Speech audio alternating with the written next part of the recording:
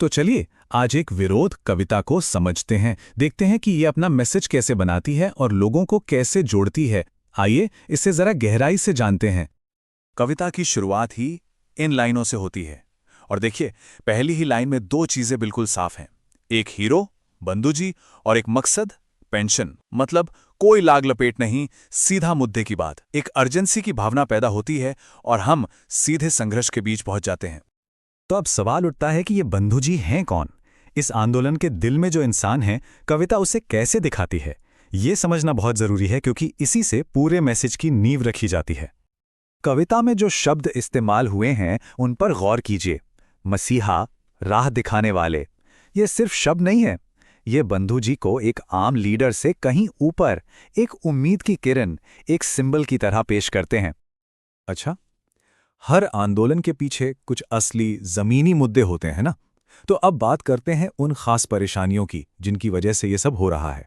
यही इस पूरी कहानी का केंद्रीय संघर्ष है।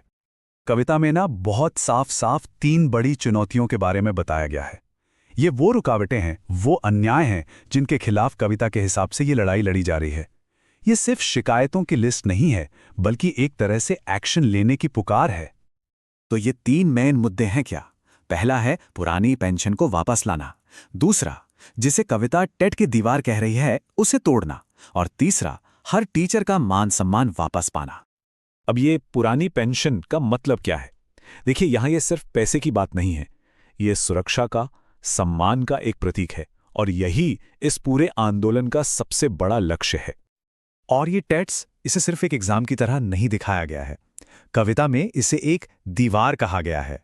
मतलब एक बहुत बड़ी रुकावट, एक प्रतीकात्मक बाधा जो शिक्षकों के रास्ते में खड़ी है। ठीक है, तो मुश्किलें तो बहुत बड़ी हैं, पर कविता इसका हल क्या बताती है? चलिए देखते हैं कि वो मिलकर एक्शन लेने का रास्ता कैसे सुझाती है। ये लाइनें देखिए कितनी पावरफुल हैं। न्याय की मशाल हाथ में लेकर अंधेरे को रोशनी में बदलना। ये जो अंधेरा है, ये नाइंसाफी का प्रतीक है, और मशाल है उम्मीद की, न्याय की। तो ये लड़ाई सिर्फ हक की नहीं, बल्कि सही और गलत की लड़ाई बन जाती है। इस आंदोलन का एक नारा भी है, लेकिन कविता कहती है कि ये सिर्फ एक नारा नहीं है, बल्कि एक सोची समझी 3 हिस्सों वाली स्ट्रैटेजी है। एक पूरा प्लान है जो उन्हें जीत तक ले जाएगा। ये 3 कदम क्या है? एकता, संघर्ष और फिर विजय। आप देखिए, इसमें एक लॉजिक है।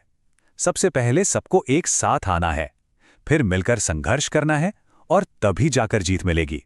सीधा और बहुत असरदार मैसेज है। और ये लाइन बहुत अहम है। कविता साफ कहती है, नारा नहीं, ये संकल्प हमारा। मतलब ये सिर्फ खोखले शब्द नहीं है, ये एक कसम है, एक प्रण है। और जब हर साथी पहरेदार बन जाता है, तो ये सबकी अपनी अपनी जिम्मेदारी बन जाती है। तो हमने किरदार को समझ लिया, मुश्किलों को जान लिया और स्ट्रैटेजी भी देख ली। अब आते हैं आखिरी हिस्से पर कि आखिर वो जीत कैसी होगी जिसका वादा ये कविता कर रही है। यहां जीत का मतलब सिर्फ एक चीज नहीं है, इसके 2 पहलू हैं। एक तो है ठोस नतीजा, पेंशन की बहाली, और दूसरा है एक बड़ा सपना, हर घर में समृद्धि और न्याय का उजाला फैलाना।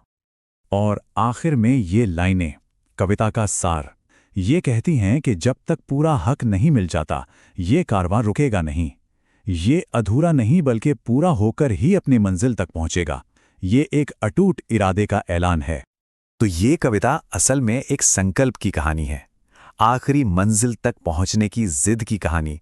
और ये हमें सोचने पर मजबूर करती है कि कला, मतलब आर्ट,